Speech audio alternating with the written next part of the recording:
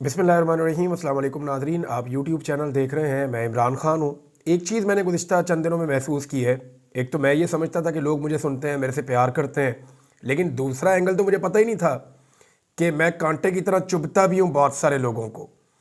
تو یہ تو مجھے بڑی خوشی ہوئی ہے اس بارے میں، اور میرا بڑا حوصلہ بڑھا ہے اس بارے میں کہ میرے سے اتنی زیادہ تکلیف ہے اور اس لیول کی تکلیف ہے، تو میں پھر یہ تکلیف انشاءاللہ آپ لوگوں کو پہنچاتا رہوں گا اور آپ لوگ بہت انجوائے کریں گے۔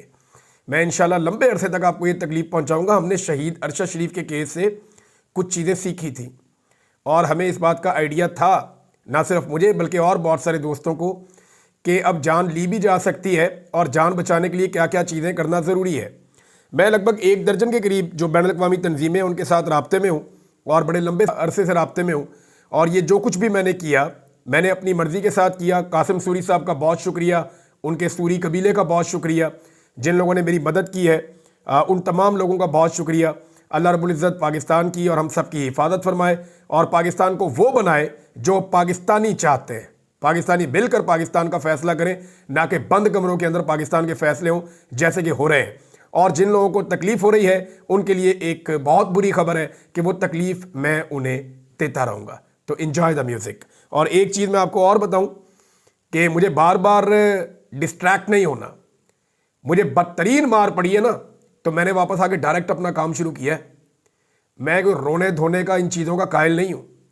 اس ملک میں ارشد شریف کو اپنی وفاداری اور حب الوطنی ثابت کرنے کے لیے اپنی جان دینی پڑی ہے۔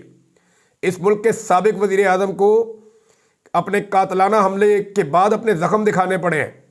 یہ لوگ کسی صورت نہیں، جو مخالف ہے، جس کی آنکھوں پہ پٹی بندھی ہوئی ہے، وہ پٹی آپ کھول ہی نہیں سکتے۔ وہ بس ڈھول پکڑ کے چلاتا جائے گا تو چلاتا رہے، میں اپنا کام کروں گا، تم اپنا کام کرو، مجھے اس سے کوئی فرق نہیں پڑتا۔ اب آئے جناب، اسلام آباد ہائی کورٹ کے اندر ایک بڑی خبر ہے، بڑی ڈیولپمنٹ ہے۔ اسلام آباد ہائی کورٹ کے اندر باہر سے، میں نے آپ کو پہلے بتایا تھا کہ ایک جج لا کر کوشش کی جا رہی ہے کہ وہاں پہ اس کو چیف جسٹس آف اسلام آباد ہائی کورٹ بنایا جائے، کیونکہ اسلام آباد ہائی کورٹ میں جسٹس عامر فاروق صاحب جو ہیں، وہ عمران خان صاحب اور پاکستان تحریک انصاف کو بالکل پسند نہیں ہے، کیونکہ انہیں لگتا ہے کہ عامر فاروق صاحب ان کے ساتھ زیادتی کرتے ہیں۔ مجھے بھی لگتا ہے۔ میرے حج والے کیس کو انہوں نے الاسٹک کی طرح کھینچ کے آخری فلائٹ تک پہنچا دیا تھا، اور بعد میں فیصلہ جاری نہیں کر رہے تھے۔ بڑی مشکل سے جا کے وہ دباؤ ڈال کے یہاں سے وہاں سے وکیلوں کو کہہ کے لے کر میں نے دوسری عدالت میں اپیل کر کے وہاں سے اجازت لی۔ تو عامر فاروق صاحب سے تو بڑے تحفظات ہیں انصاف کے حوالے سے، میرے اپنے ہیں تو پاکستان تحریک انصاف کے بھی ہیں، بہت سارے شہریوں کے بھی ہیں۔ تو اب وہاں پہ یہ کہا جاتا ہے اور ان کے اوپر یہ الزام لگایا جاتا ہے کہ وہ اسٹیبلشمنٹ کے بڑے قریبی جج ہیں، اور اسٹیبلشمنٹ چاہتی ہے مبینہ طور پہ کہ وہاں پہ اپنا ہی ایک نیا جج لایا جائے۔ اب وہ جج اویلیبل نہیں ہے، کیونکہ عامر فاروق اس عدالت میں اکیلے تھے، باقی 7 ججز انصاف اور قانون کے ساتھ کھڑے تھے۔ اب 2 ججز جو نئے لائے گئے وہ تو چیف جسٹس بن نہیں سکتے، وہ تو سب سے جونیئر ججز ہیں، نئے ججز، کچے ججز۔ تو اب ایک سینئر جج لانے کی کوشش کی جا رہی ہے کہ باہر سے ایک جج اندر گھسایا جائے عدالت میں، اور اسے چیف جسٹس اسلام آباد ہائی کورٹ بنا دیا جائے۔ اس حوالے سے خط لکھا ہے سپریم کورٹ آف پاکستان کے چیف جسٹس کو، اور صدر پاکستان کو بھی کہیں آ رہی تھی خبر، ہائی کورٹ اسلام آباد کے 7 ججز نے۔ اس میں جو دستخط ہیں وہ 5 ججز کے ہیں، جسٹس ارباب طاہر نے اور جسٹس میاں گل حسن اورنگزیب صاحب نے اس پہ دستخط نہیں کیے۔ باقی 5 معزز جج صاحبان نے اس پہ دستخط کیے ہیں، جن میں جسٹس محسن اختر کیانی صاحب ہیں جو سب سے سینئر جج ہیں، جسٹس طارق محمود جہانگیری صاحب ہیں، جسٹس بابر ستار صاحب ہیں، جسٹس سردار اعجاز اسحاق خان صاحب ہیں، اور جسٹس سمن رفعت امتیاز صاحبہ۔ انہوں نے بھی وہ لیٹر لکھا ہے۔ اب خط کے اندر جو اہم چیزیں ہائی لائٹ کی گئی ہیں نا، وہ بڑی انٹرسٹنگ ہے۔ ایک تو یہ بتایا گیا کہ جس بھی جج کو آپ لے کر آئیں گے کسی اور ہائی کورٹ سے ڈیپوٹیشن کے اوپر اسلام آباد ہائی کورٹ میں، وہ جج اسلام آباد ہائی کورٹ میں آنے کے بعد حلف لے گا۔ ایسا تو نہیں ہوگا نا کہ ایک ہائی کورٹ کا جج ہے وہ آ کے ڈائریکٹ یہاں پہ کام شروع کر دیا۔ یہ الگ الگ 2 اینٹیٹیز ہیں۔ وہ وہاں سے جو جج یہاں پہ آئے گا تو اس کے بارے میں کہا جا رہا ہے کہ اس کو یہاں پہ آگے حلف لینا ہوگا، لیکن جہاں پہ آگے جب وہ جج چاہے جتنا مرضی سینئر ہے، جب وہ اسلام آباد ہائی کورٹ میں آ کر حلف لے گا تو وہ 11ویں نمبر کا جج بنے گا۔ سینیارٹی اسی دن سے طے ہوگی جس دن وہ حلف لے گا۔ یہ دعویٰ کیا گیا ہے اس لیٹر میں جو لکھا ہے جج صاحبان نے۔ انہوں نے کہا جس دن حلف لے گا اس دن سے سینیارٹی طے ہوگی، تو یہ تو 11वें नंबर पे चला जाएगा। یہ نقطہ جو ہے وہ احمد وڑائچ صاحب نے اس کے اوپر تحقیق کی، انہوں نے کہا جی یہ نقطہ انتہائی مناسب آئینی اور قانونی ہے۔ جب نیا حلف لیا جائے گا تو سابقہ سینیورٹی ختم تصور ہوگی، جج سب سے جونیئر تصور ہوگا۔ تو کیا سب سے جونیئر جج کو لگایا جا سکتا ہے؟ نہیں، وہ ٹاپ 3 میں سے ہی لگ سکتا ہے۔ اب حکومت اس اصول کو کیسے بائی پاس کرے گی؟ حکومت تو بہت ساری چیزیں پہلے بائی پاس کرتی رہی ہے، اس کو بھی کر سکتی ہے، لیکن ایک چیز اور ہے جو اٹھائی گئی ہے۔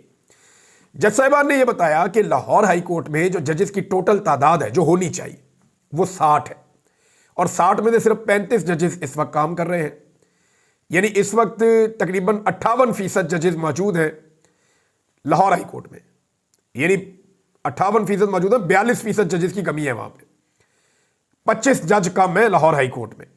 اور اسلام آباد ہائی کورٹ میں ٹوٹل جو تعداد ہے وہ 12 ججز کی ہے، اور 12 میں سے اس وقت 10 کام کر رہے ہیں، یعنی یہاں پہ 83% سے زیادہ ججز ابھی موجود ہیں اور صرف 2 ججز کم ہیں۔ تو ایک ہائی کورٹ جہاں پہ 25 ججز کم ہیں، وہاں سے ایک جج کو نکال کر ایک ایسے ہائی کورٹ میں بھیجنا جہاں پہ صرف 2 ججز کم ہیں، یہ بھی کوئی ڈیپوٹیشن کا اصول نہیں ہے کہ جج یہاں پہ پورے کرنے ہیں تو ادھر سے ایک لے کر آ جاؤ۔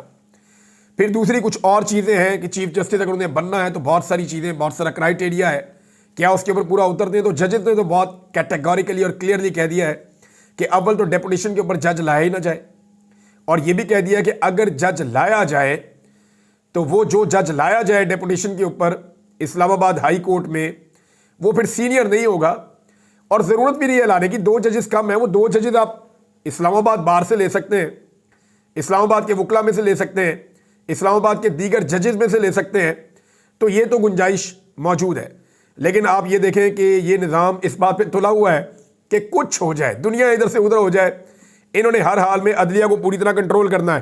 یہاں پہ انتظار حسین پنجوتھا صاحب کا ایک سٹیٹمنٹ ہے، وہ بڑا زبردست اس ماحول کے اوپر فکس آ رہا ہے، اور انتظار حسین صاحب بہت عرصے کے بعد بولے ہیں، بڑے لمبے عرصے کے بعد۔ انہیں جبری طور پہ لاپتہ کیا گیا تھا، وکیلوں کی تنظیموں پہ اور ججز کے کانوں پہ جوں بھی نہیں رنگی، اور یہ پھر جس حالت کے اندر بازیاب ہوئے وہ بھی آپ کے سامنے تھا۔ عمران خان صاحب نے اپنے لیٹر کے اندر جو 349 صفحات کا ہے اس میں ان کا تذکرہ بھی کیا ہے۔ پنجوتھا صاحب کہتے ہیں کہ تعریف جو ہے وہ گواہ رہے گی کہ جب آئین کی اصل روح نکال دی گئی تھی، عوام کے مینڈیٹ چرائے جا چکے تھے، بنیادی انسانی حقوق تاریخ کی پست ترین سطح پر تھے اور عدلیہ کی تقسیم انتہا پر تھی، اس وقت پاکستان کے چیف جسٹس نے بجائے ان مسائل کی جانب متوجہ ہونے کے سپریم کورٹ کے ٹک ٹاک اکاؤنٹ کی جانب توجہ دی اور حکم دیا کہ سپریم کورٹ کا ٹک ٹاک اکاؤنٹ اور انسٹاگرام اکاؤنٹ مکمل طور پر چلائے جائیں۔ سبحان اللہ! آپ اندازہ کریں، ادھر سپریم کورٹ آف پاکستان اور جو سپریم کورٹ آف پاکستان کا حلیہ بگاڑ دیا ہے، ہائی کورٹس کے اوپر حملے ہو رہے ہیں، پوری عدلیہ کے قلعے فتح ہو رہے ہیں، اور دوسری طرف چیف جسٹس کی توجہ کہاں پہ ہے کہ جی ٹک ٹاک دا اکاؤنٹ صحیح طرح چلاؤ اور انسٹاگرام کا جو اکاؤنٹ ہے وہ صحیح طرح مکمل طور پہ چلائے جائیں۔ تو سبحان اللہ کہا انتظار حسین پنجوتھا صاحب نے، بنتا بھی یہی تھا، اس کے علاوہ بیچارے کہہ سکتے ہیں۔ ایک اور ناظرین خبر ہے، اور یہ خبر اچھی تگڑی خبر ہے، یہ خبر ہے جناب جنید اکبر صاحب کے حوالے سے۔ جنید اکبر، میں نے کہا تھا نا، شریف آدمی کو چھیڑو تو اس کے پاس ریورس والا گیئر نہیں ہوتا، وہ پھر سیدھا ہی آگے ٹکر مارتا ہے۔ اول تو وہ کچھ کرتا نہیں ہے، لیکن جب کرنے پہ آ جائے، بگڑ جائے ایک دفعہ، تو پھر وہ قابو نہیں آتا۔ تو عمران خان کا شریف آدمی جو ہے وہ شریفوں کو نتھ ڈالنے کے لیے مجھے لگتا ہے اب تیار ہو گیا ہے۔ اور جنید اکبر نے جو اپنے کارکنوں کو پہلے سے بتا دیا کہ اگر میرے ساتھ کچھ ہوا یا مجھے غائب کر دیا گیا یا گرفتار کر کے غائب کر دیا گیا تو کرنا کیا ہے۔ وہ کہتے ہیں جی کہ اگر میں غائب ہو گیا تو بحیثیت صوبائی صدر ملک بند کرنے کا لائحہ عمل میں پہلے سے بتا دیتا ہوں۔ شانگلہ، کوہستان، بٹگرام والے شاہراہ ریشم کو بند کر دیں گے۔ شاہراہ ریشم جہاں سے آپ ساری تجارت کرتے ہیں، چین سے جو کنٹینر وغیرہ آپ کے آتے ہیں وہ بند کیا جائے گا۔ پشاور ریجن کے لوگ اٹک پل بند کر دیں گے، یعنی ادھر سے جو اٹک کی طرف سے ٹریفک جاتی ہے یہ بند کر دی جائے گی۔ فاٹا والے لوگ افغانستان سے آنے والا راستہ بند کر دیں گے، اور ساؤتھ ریجن موٹر وے بند کر دیں گے۔ یہ جو شاہراہیں اگر بند ہو جاتی ہیں نا تو یہ ٹیکنیکلی بڑا ساؤنڈ ہے، میں کیونکہ یہ خیبر پختونخوا کا میں نے چپا چپا پھرا ہوا ہے تو مجھے آئیڈیا ہے کہ یہ جن سڑکوں کی بات کر رہے ہیں جنید اکبر صاحب، یہ سڑکیں بند ہو گئیں تو بہت بڑے بڑے ہل کر رہ جائیں گے، کیونکہ ان سڑکوں سے ہی بہت سارا نظام چلتا ہے۔ باقی آپ لوگ سمجھدار ہیں۔ जुनैद अकबर साहब ने जो बातें की हैं ये दुखती रग है, जिसको वो कह रहे हैं कि अगर मुझे किसी ने गायब किया तो पाकिस्तान तहरीक इंसाफ के लोग इन दुखती रगों के ऊपर हाथ रख देंगे और फिर जितना दुखता है दुखता रहे। तो ये बड़ी अग्रेशन है जुनैद अकबर साहब में जो उन्होंने स्टेटमेंट दिया। इसके अलावा उन्होंने एक बात और कही है जुनैद अकबर साहब ने, वो स्टेटमेंट भी मैं आपको इनका पढ़ के सुनाता हूं। वो कहते हैं जी, मुझे इमरान खान ने सूबाई सदर शादी पर ढोल बजाने के लिए नहीं बनाया। जाता है ना सूबाई सदर बन के बंदा, ढोल शोल बजते हैं, लोग फूल शूल फेंकते हैं। तो जुनैद अकबर कह रहे हैं जी, मुझे कुछ शादी पे ढोल बजाने के लिए नहीं बनाया, मैं FIR पर थूकता हूं और FIR करवाने वालों पर भी थूकता हूं। तो जुनैद अकबर साहब जो है वो बड़े तत्ते तत्ते आ रहे हैं, गरम गरम, और वो अटैक कर रहे हैं हर जगह के ऊपर। दूसरी जानिब हुकूमत जो है वो अजीबोगरीब काम कर रही है। यानी मैं हैरान हो रहा हूं कि इंफॉर्मेशन मिनिस्टर कह रहा है कि पाकिस्तान की जो सहाफती तंजीमें हैं, भाई आप लोगों ने कर दिया जुल्म जबर कर दिया, अलग अलग आप लोगों को बुलाकर कह रहे हैं जी कि हमने तो इस कानून का, ये तो नजम सेठी ने भी दावा किया है कि एक कॉमा और एक फुल स्टॉप भी हमने नहीं बनाया, ना हम उसको तब्दील कर सकते हैं। ये तो हमारे ऊपर भी जो काला कानून है मुसल्लत किया गया है, ये लाकानूनियत हमसे करवाई गई, हम नहीं करना चाह रहे थे। और बेचारे इतने मजबूर हैं कि स्टेटमेंट दे रहे हैं कि पाकिस्तान में जनाब इसके ऊपर हमें मदद करें। यानी वो कह रहे हैं कि हमारी मदद करे मीडिया, इसको सपोर्ट करे मीडिया, पाकिस्तान का मीडिया, इस लाकानूनियत को। दूसरी जानिब मीडिया जो है, मीडिया ने कहा जी कि हम तो इसका करेंगे बाइकॉट। उन्होंने बाइकॉट का ऐलान किया है, हुकूमती तकारीब का एहतजाज किया, कल के दिन में यौम स्याह मनाया और फिर हुकूमती तकारीब के बाइकॉट का ऐलान किया।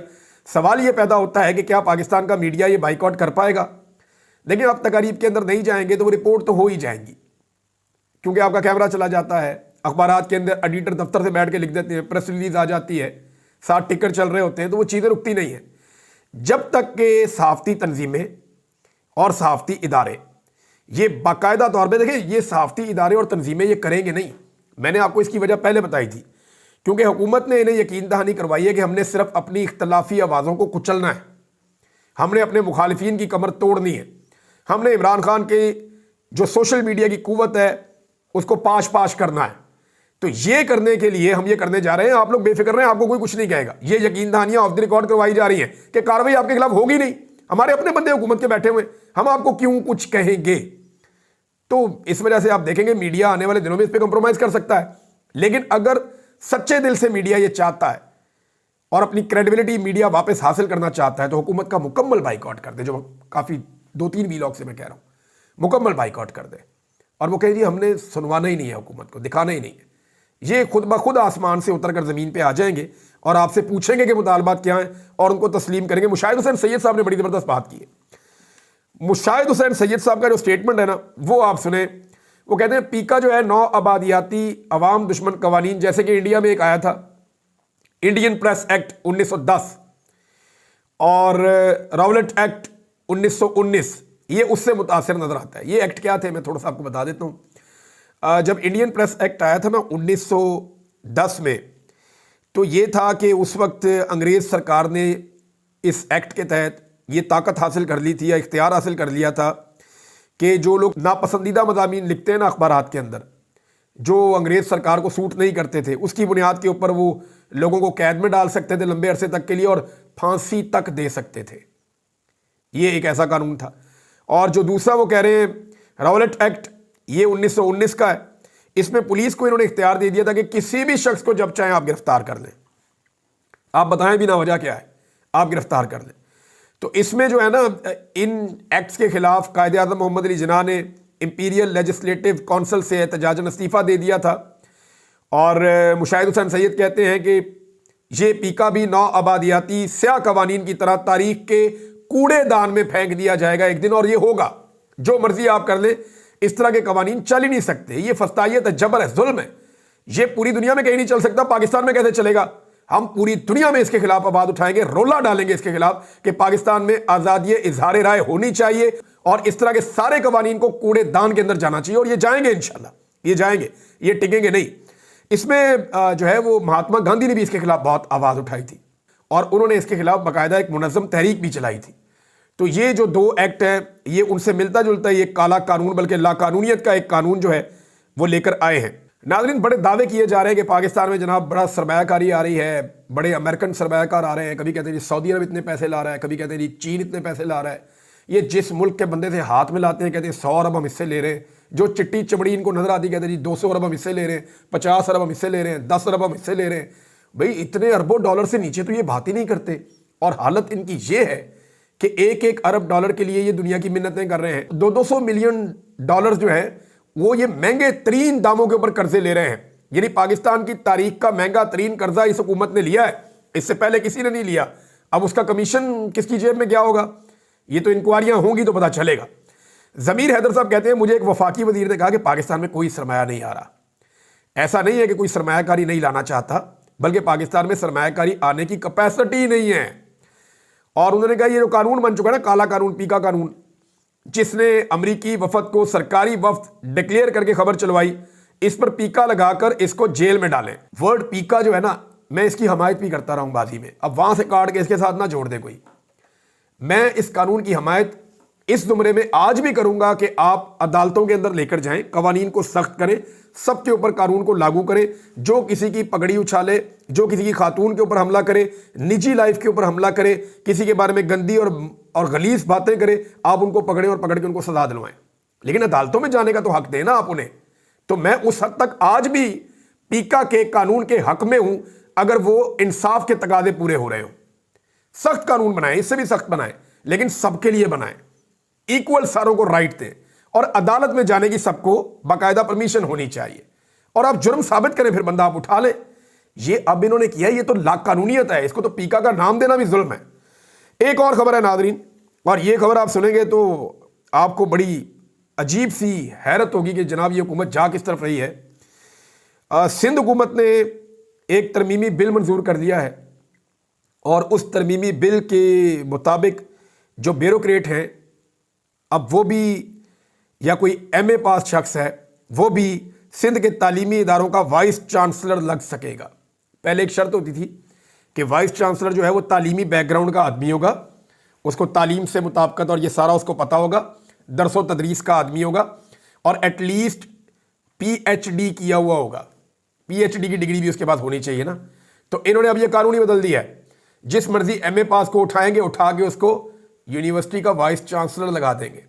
انہیں اس بات کا پتہ ہے کہ یونیورسٹیوں اور تعلیمی اداروں کو تباہ کریں گے تو ان کا جو اقتدار ہے وہ چلتا رہے گا۔ پاکستان میں دنیا آگے کی طرف جا رہی ہے، دنیا اپنے تعلیم کے معیار کو بلند کر رہی ہے اور بہتر کر رہی ہے، دنیا زیادہ پڑھے لکھے لوگوں کو لے کر آ رہی ہے اپنے بچوں کو بہتر تعلیم دینے کے لیے۔ ہم اس میں گراوٹ کا شکار ہیں، ہم اس میں کمپرومائز کر رہے ہیں کہ نہیں ہمیں پی ایچ ڈی نہیں چاہیے، ایم فل بھی چھوڑو، بس ایم اے پاس بھی کوئی بندہ مل جائے نا، اس کو ہم لگا سکتے ہیں وائس چانسلر۔ اپنے بندوں کو ہم نوازیں گے، بیوروکریٹس کو لے جا کے لگائیں گے، تو یونیورسٹیوں کے اندر ان کے کیا مقاصد ہو سکتے ہیں اس کا اندازہ آپ کر سکتے ہیں۔ ناظرین، ایک اچھی خبر یہ ہے کہ جو پولیس والے نے مارا تھا ایک بزرگ شہری کو، وہاں جو سینئر پولیس آفیسر ہے اس نے بلایا اس بزرگ کو اور بلا کر اس سے معافی مانگی اور پولیس والے کو جیل کے اندر ڈالا۔ اس کو سخت سزا دینی چاہیے تاکہ آئندہ کوئی بھی پولیس والا ایسی حرکت کرنے سے پہلے 10 بار سوچے۔ بار بار ایسے مناظر آتے ہیں، اور یہ مناظر ہم بار بار اس لیے دیکھتے ہیں کہ کیونکہ سزا نہیں ہوتی۔ اگر نشان عبرت بنایا جائے، ان کو سزائیں دی جائیں، ان کو جیلوں میں بھیجا جائے، ان سے نوکریاں چھین لی جائیں، تو اس کے بعد کبھی کوئی جرت نہیں کرے گا کہ کسی اپنے مالک کے اوپر ایک ملازم ہو کر وہ ہاتھ اٹھائے۔ وہ کبھی ہاتھ نہیں اٹھا سکتا، مالک کے گریبان میں ملازم ہاتھ کیسے ڈال سکتا ہے۔ ناظرین، ایک چیز اور ہے، ایکسپریس نیوز کی خبر ہے جی کہ حکومت نے عوام پر ایک مرتبہ پھر پیٹرول بم گرا دیا ہے اور ڈیزل کی قیمت زیادہ بڑھی ہے۔ نوٹیفیکیشن کے مطابق فی لیٹر قیمت میں 1 روپے اضافہ کیا گیا پیٹرول کی، وہ 257 روپے 13 پیسے ہو گئی۔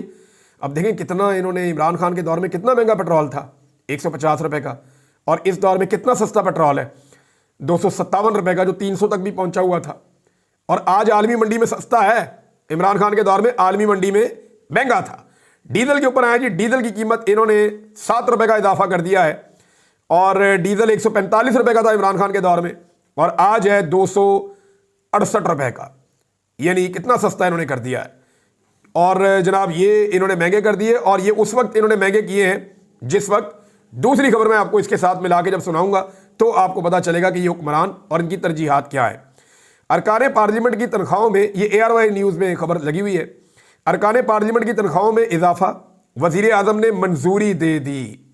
یعنی ایک طرف جناب 200% تنخواہیں اپنی بڑھا رہے ہیں، ایک طرف اپنی تنخواہوں کے اندر لگاتار اضافہ کر رہے ہیں، اور دوسری طرف عام آدمی کے اوپر مہنگائی کا ایک کے بعد ایک ہتھوڑا چلا رہے ہیں۔